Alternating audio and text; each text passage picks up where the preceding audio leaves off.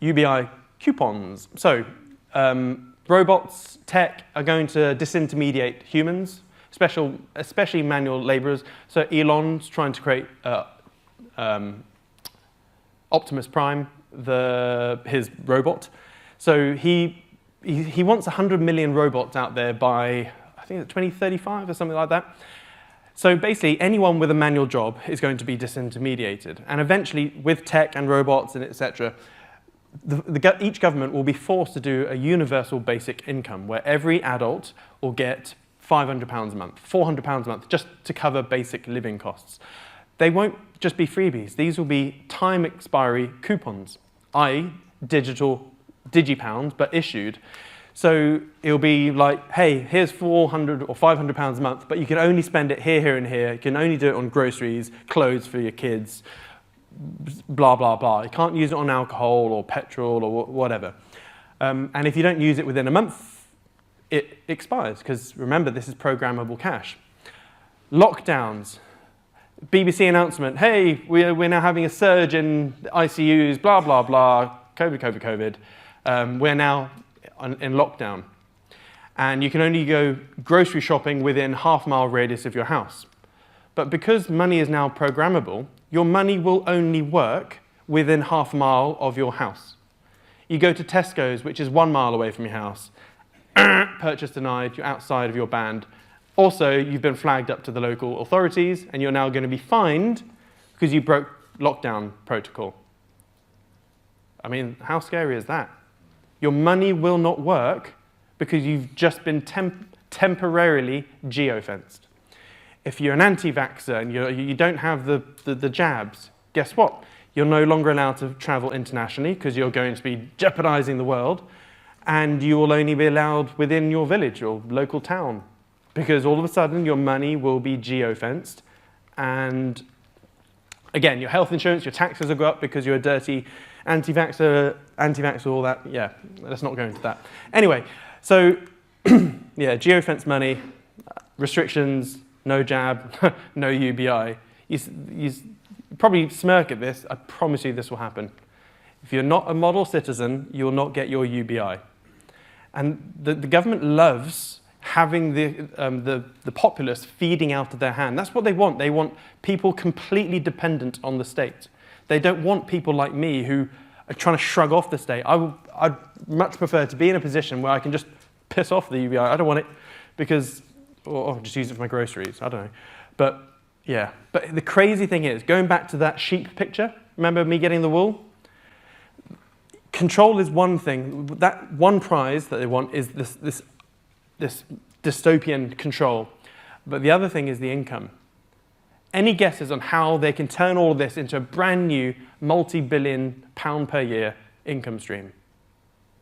Sell your data for advertising. That's one. In fact, there is going to be a bottle of the cheapest Prosecco ever. No, to the first person to shout the main thing that will generate tens of billions of pounds of income for the government. No, not the data. They can push people to go to certain companies to go and buy. Nope. Nope. Nope. Nope. Come on. There's two magic words here. Let's increase the surprise. There is a bottle of XO Remy Martin now. 2 words I'm looking for. Nope. No. Oh, okay, we're going to have to do another surprise later then. Interest rates. Negative rates. Okay, let's talk about this. The UK currency supply, UK M2 right now, is £3.5 trillion. That's the amount of pounds sloshing around in the economy. What if we were all in digipound, and remember, we can't escape once we're in digipound, because cash, by the way, has been abolished by this point, and they go, times are tough, we're going to go to negative 1% rates. What this means is that everyone will lose 1% per year on every pound that they own, which means the government all of a sudden just plucks out £35 billion a year worth of new income. This is crazy. I think that is the financial incentive for governments, because politicians love more money, And the social control aspect is another. I think there's two bites of the cherry here. But that, at 1%, let's say it's times are really tough. We need to recruit more, NHS needs more money. We're going 2% negative rates. Okay, great. The UK now has an extra £70 billion a year in income. So what will that force people to do? Because there's a byproduct here. If everyone is going, oh shit, we're at minus 1% rates, if all the money I have in pounds, I'm going to lose 1% in purchasing power every year, well, it means I'm going to have to try and spend it. I want to try and reinvest it into assets or spend it. Well, what that does is increases GDP, increases asset prices, and also MV, money velocity, or technically currency velocity. And as we all know, that MV chart is the most important chart in economics. And as you can see here, MV has been dropping since 2002. The only reason they are trying to do quantitative easing and all these stimulus pumps is because they're trying to kickstart the MV chart. And for those that are not familiar with MV, it's the amount of times a £1 is circulated in a quarter. So every 3 months, how many times does £1 go from one hand to another? And it's been dropping massively. And every time they do these massive QE stim pumps, it only does a little uptick in currency velocity. When you get to 1, the whole economy grinds to a halt. So if you get to 0.99, it means that so at the moment, for every pound that they print, they can somewhat get some economic value back from it, right? When it gets below 1, every pound they print actually hurts the economy even more. So the central banks lose their ability to print their way out of dodge. They don't want that to happen. And the only way they can get this MV back up is with time expiry UBI coupons, everyone in CBDCs, and negative interest rates. Or it may not be as egregious as that. It may be the case of, right, using the data mine stuff, they go, right, billionaires and multimillionaires don't actually help towards MV, but the poor people do. It's not me saying that, just central banks, okay? So the poor people being the middle class and below. So if you have someone, let's say, if you take an average person and you give them £2 million, what are they going to do with it? They're going to splurge. They're going to buy stuff, house, cars, new clothes, holidays, blah, blah, blah. What are they doing? They're helping GDP, right? If you have someone that's worth £100 million, they've already done that splurging a long time ago, and now they're effectively just hoarding cash in assets and stuff like that. So the amount of economic value add in terms of monetary velocity is minimal. So what they could do as a compromise to begin with is go, right, any bank accounts or any digital wallets that have more than 100 or 50,000 pounds in will be charged 2% negative rates. If you have less than 50,000 pounds in your account, then you'll have normal rates of 0.25% or whatever. So what that would do is that it wouldn't necessarily hurt the poor and middle class, but if you have more than 50 grand in cash, you're going to be penalised. Because the government, they want you to start spending. They don't want you to hoard cash in a bank account. And because it's a CBDC, you can't just have multiple bank accounts. Like right now I could get, or not me because I'm screwed, but someone could go and get a bank account with Barclays, Santander, and all these other banks. Technically, you can have like 10 different bank accounts, couldn't you? Or more. I'm currently being booted off the banks, which is annoying. My Barclays account, my dad opened that for me when I was like 9 or 10 years old. I had my Barclays account. I use it for everything, all my life. Then a few months ago, they just went, boom, see ya. No warning. And had all my money on that account just locked. I couldn't do anything with it. And I spent an hour and 45 minutes in the branch saying, give my money back, please. Oh, by the way, top tip, and I think I was lucky that I remembered this. If that happens to you, and I know a few people are in this, demand that you have 1 to 2 years worth of bank statements. Because they deleted me out of everything, right?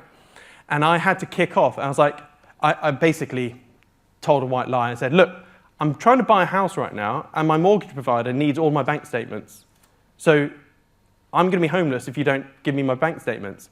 And it went up to the branch manager, and he was like, okay. And they printed out like a wad of paper of the last 2 years' worth of bank statements, but in paper format, not PDF, because they can't do that. So, yeah. But now, if I do want a mortgage, I'm going to have to give them that paper or get someone to put it into a spreadsheet or something. I don't know. But when we go into CBDCs, there's no multiple bank accounts. You've got one account. Yeah. Where does this leave people like Jack Dorsey's doing like the Lightning Network and the ability for people to transact and all that? Where does that leave? Yeah, so this is where crypto. Yeah, so this is where crypto is still, like Bitcoin is a foreign currency to everyone. No matter where you're from, Bitcoin is a foreign overseas currency, like an offshore bank and an offshore currency, and it will still be there. So I'm expecting more backlash with Bitcoin. Everyone that's trying to push all this bollocks on us will most likely become anti-Bitcoiners, anti-crypto, etc. You saw what they did with Tornado Cash, and they put the main developer in jail, and they, like, straight away, and they basically wiped off the planet of the Earth. Planet of the Earth? Earth. Yet, Sam Bankman-Fried is still going grocery shopping in Bahamas. It's nuts how they're cracking down on privacy coins, which is interesting because I've always had the idea of always having some fingers in privacy coins like Monero or Zcash, etc. Because when this happens, people flock to privacy coins. But after seeing what they did with Tornado Cash, I don't know. I'm having to rethink that. So, obviously, this is all fine. There's nothing to worry about for the next couple of years. But yeah, this will all happen, I reckon, by 2030. It's not far. Oh, yes. I think the story is not written though yet, because if you think about what we all thought when we started 2020 in March, and the thoughts and the conspiracy theories, etc., and if we think today how actually there's knowledge grown and a lot of people have become very much more aware and have a stronger position than ever before, so I don't think this is all done and dusted yet. I think it is. I love to be an optimist because I'm fully against this. I can't see a way that they're going to back out. Now the G20 are involved. They've just had a big old shindig in Bali. They're pushing all this stuff forward really fast, and protesting won't help. By the way, it's now illegal to protest. You'll get done if you try and protest in London now. And same with other countries. And I just don't see how we can avoid it. And it's funny, there seems to be a lag between conspiracy theory and truth, and it's like a 12-month lag. Eventually, the conspiracy theories turn into truth, and no one says sorry. So what should I do? It's hard. I've racked my brains, like, how can we push back on this? I mean, by the way, this is just my opinion. You may think I'm an idiot here, but you can oppose CBDCs, but wait, how are you going to oppose? Petitions don't work. Rioting doesn't really work. It needs huge civil unrest. It needs literally the whole country to oppose all at once. But it won't happen because everyone's so programmable. So what's his name? Yuval Noah Harari? I can never say his name. The person that wrote the book Homo Sapiens. What's his name? No, yeah, let's call him Harari. That's surname, okay. So he wrote some really good books, right? I highly recommend listening to Homo Sapiens and his other book, I can't remember. Homo Deus, that's it. And really good ideas in that book. Guess what? Harari is now the personal advisor to Klaus Schwab at the World Economic Forum. And a few years ago, Harari said in, I think, whether it was a book or a study, he said, it won't be long until the human population are programmable. And obviously that turned on Klaus Schwab. So he's now his personal thing. And guess what? We've seen over the last 2 years that the population is programmable.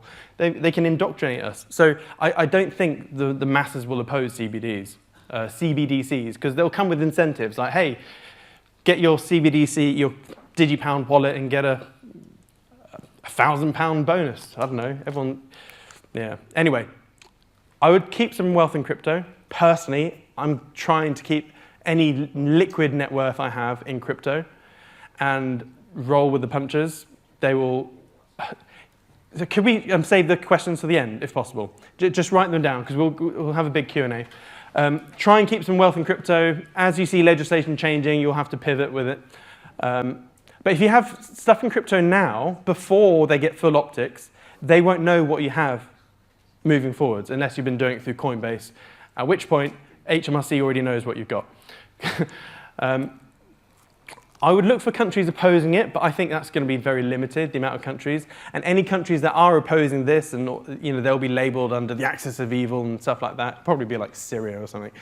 And I would start putting wealth in limited companies. Now, this is a tricky one. This is me trying to, I was just basically spitballing. Imagine magic wand, or shitty, dirty wand, that we now have this climate change personal credit score, right? How could you get around that?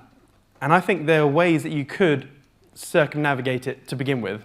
For example, if I had multiple companies, and obviously these companies have bank accounts, etc., there are ways that you can get your companies to buy stuff. For example, I don't own a car, personally. I don't own a car. I rent a car from a separate company, which is a company hire type thing. So personally, I don't have a car. The petrol, etc., technically the company pays for it. So in terms of my personal climate change credit score, I do 0 miles a month, because that company does all the miles. That company owns the gas guzzler car, or that company owns the house I'm in, or whatever it is. So that way, if I have a company, if I hire a car from this LLP, let's say, then I'm doing 0 miles. So that helped my credit score. That could also, yeah, there are other ways you can do stuff. So I think having some wealth in limited companies, whether onshore or offshore, it means that you can somewhat get around a bit of some of the climate change stuff if they try and ram it down our throats. Purchasing stuff, blah, blah, blah. Like, for example, it wouldn't hurt to, own a restaurant or a like a wholesale food company. Because then the company owns all these foods and buy all them. I don't eat beef, but let's say I was a beef lover, I could have some wholesale food company that buys loads of beef and stuff like that. That will be my groceries, and yeah. So, I guess you just have to play with the game. If this is rammed down our throats, just play the game.